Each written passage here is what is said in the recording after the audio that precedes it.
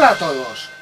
¿Recordáis los 10 recursos artísticos de los que hablé anteriormente? Contorno, espacio plástico, composición, ritmos constructivos, trazo, color, textura, iluminación, movimiento y secuencia. Quisiera hacer especial hincapié en el noveno, movimiento, ya que, como bien dije, la animación es el único arte donde este recurso tiene posibilidades infinitas. Es el recurso estrella de la animación. También expliqué que en este recurso, el movimiento, el estilo Disney es el rey. El estilo Pixar también lo luce bien, pero recordemos que el estilo Pixar está basado en Disney.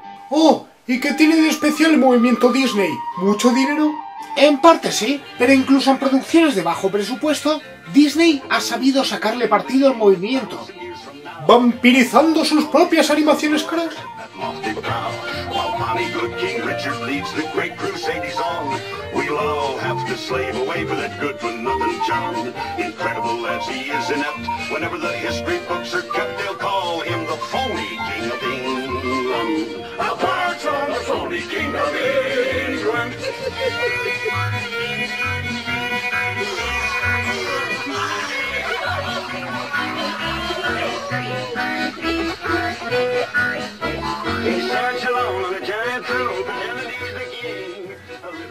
Igualmente, al calcar el movimiento de otras animaciones, lo que hicieron fue ahorrarse los estudios de movimiento y rotoscopia para esas escenas complicadas.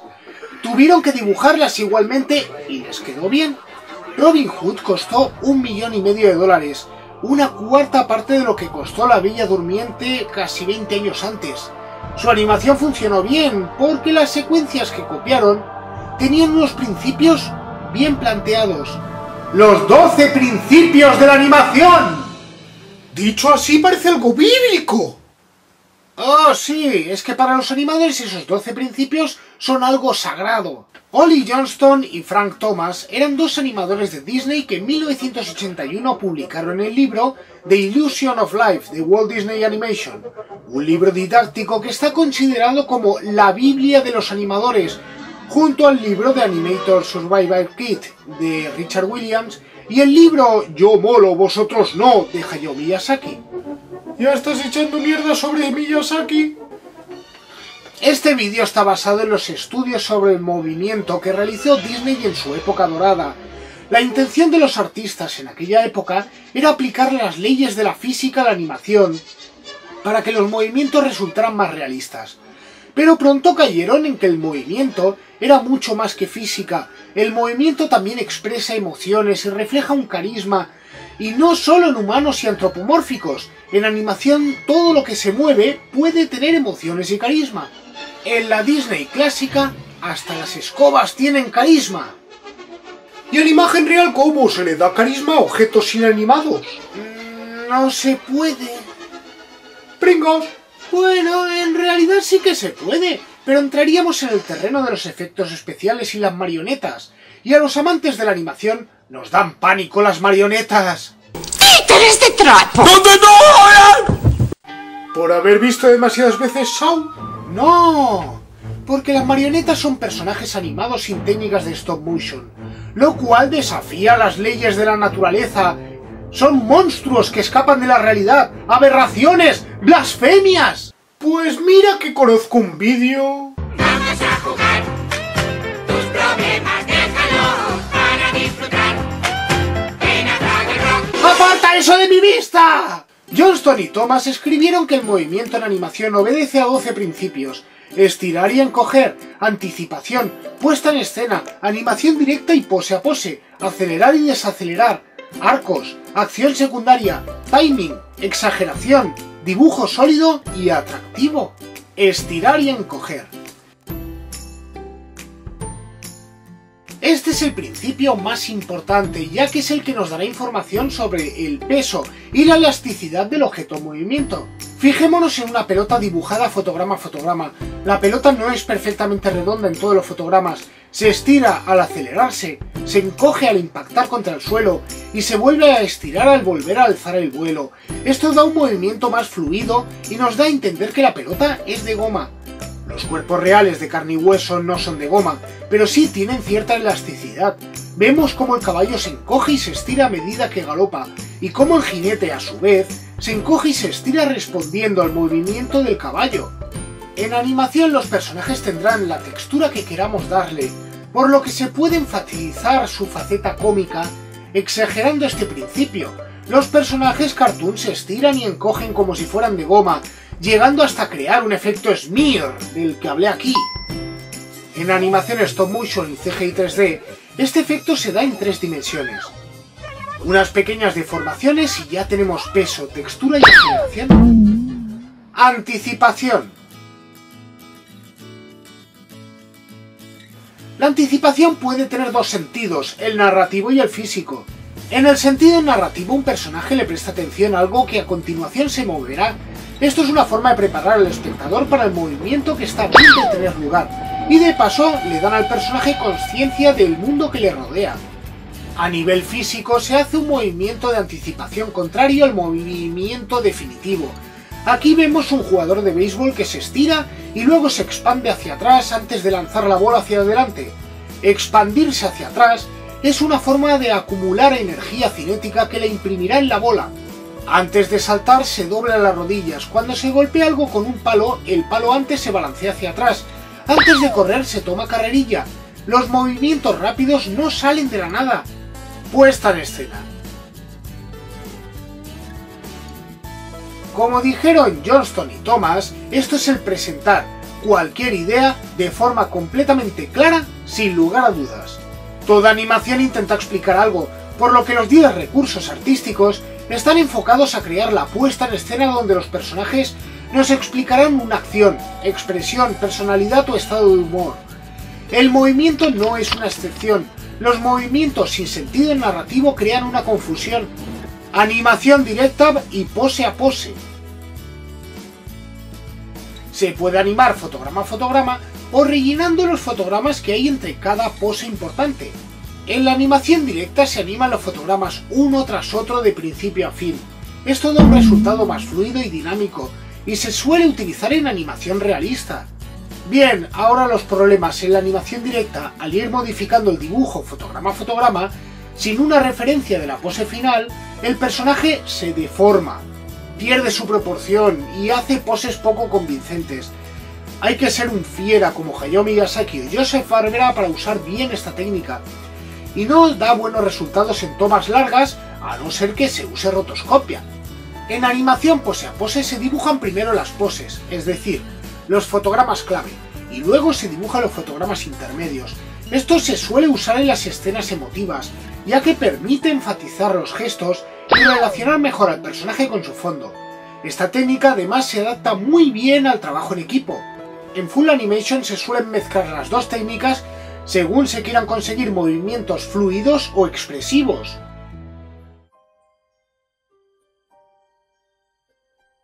En animación CGI no hay este problema de la deformación de personaje al animar fotograma a fotograma, pero se usa animación pose a pose porque los programas de animación permiten animar automáticamente los fotogramas intermedios.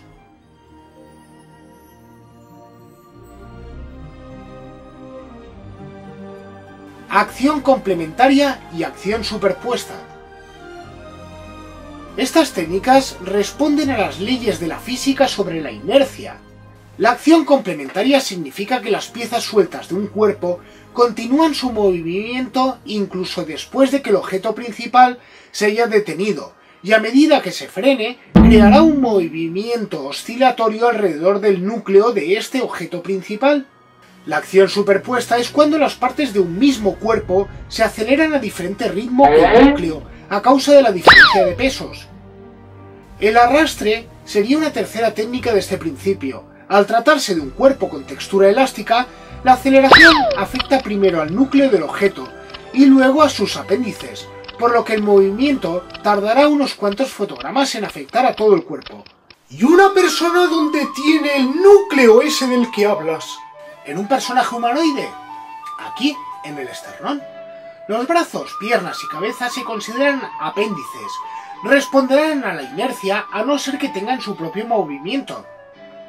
El pelo, la ropa, orejas largas y acumulaciones de piel y grasa notarán la inercia más aún que la carne y hueso. En animación humorística, la acción de la inercia se exagera hasta llegar a crear smears. En animación realista hay que ir con cuidado con la inercia. Un tiempo de reacción poco preciso dará una acción poco convincente. Acelerar y desacelerar. Los objetos no comienzan a moverse sin más, hay una aceleración y desaceleración, al principio y al final del movimiento. Por lo tanto, dibujamos más fotogramas al principio y al final que en medio del movimiento. Esto enfatiza los fotogramas clave. Bob Clampett a veces terminaba los movimientos sin desaceleración, con un fotograma clave diferente a los intermedios. El resultado es brusco y en algunos casos efectivo. Eso debe doler. Arcos. La mayoría de movimientos se dan en arcos, ya que los objetos responden a la acción de la gravedad o giran alrededor de un eje o articulación, como las articulaciones de los huesos. Pero cuanto más rápido y ligero sea un objeto en movimiento, más recto será este arco. El movimiento en arco nos permite darle realismo al movimiento y definir su peso y velocidad. Al animarlo se dibuja el arco en los fotogramas en sucio para tenerlo como referencia.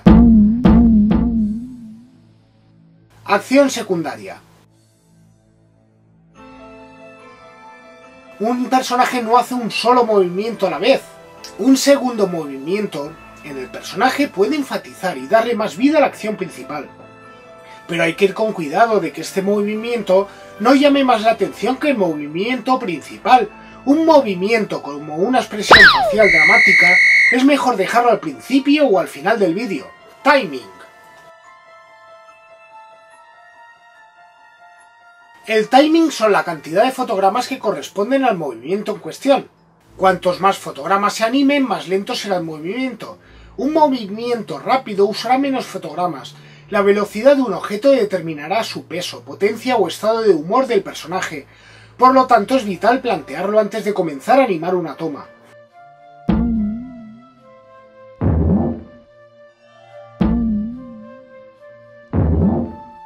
Los directores de animación utilizan un cronómetro para medir la duración de un movimiento que se han imaginado y así calculan la cantidad de fotogramas exactos que habrá que animar. Exageración. Hasta ahora hemos visto las leyes de la física aplicada a los principios de la animación, pero en la animación las leyes de la física se deforman según convenga. Por ejemplo, Disney busca el realismo en sus movimientos, pero presentándolos en una faceta extrema. Y en anime, tanto en el diseño como en el movimiento, los personajes tienden al realismo en sus cuerpos, pero a la exageración en sus expresiones. Exageraciones ultra extremas como las de Yonka no las comprende cualquier espectador.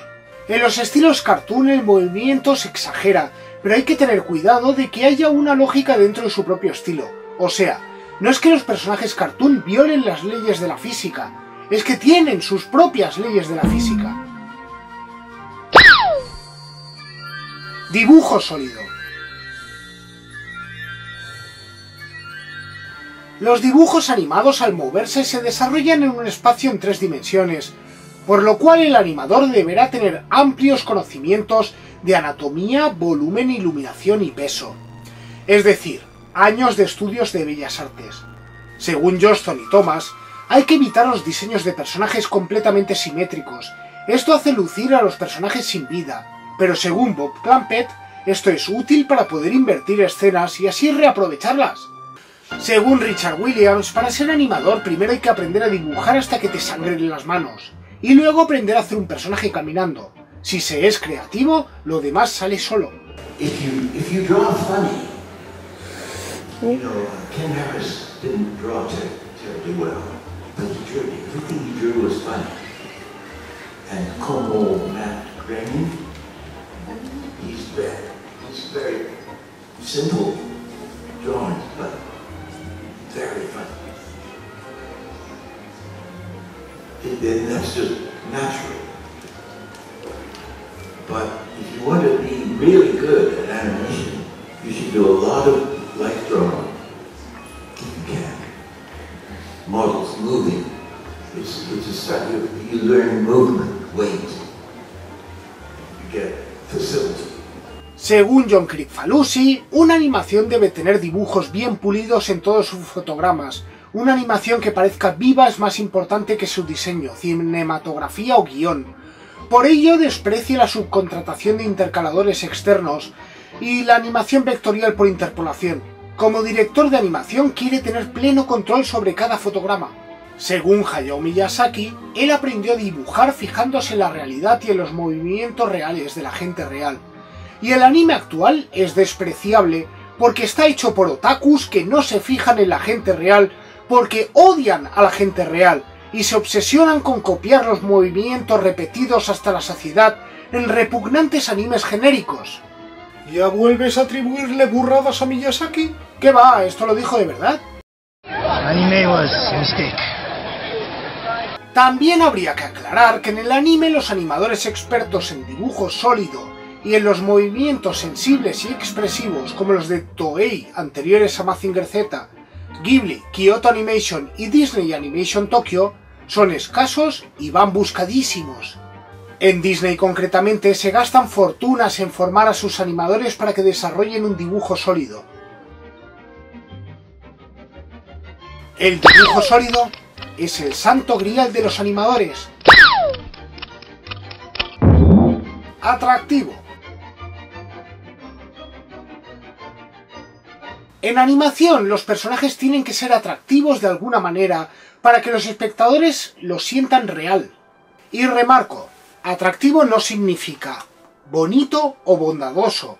Los villanos feos también pueden ser atractivos a su manera. Se trata de que llamen la atención del espectador y les transmitan lo que tengan que transmitir.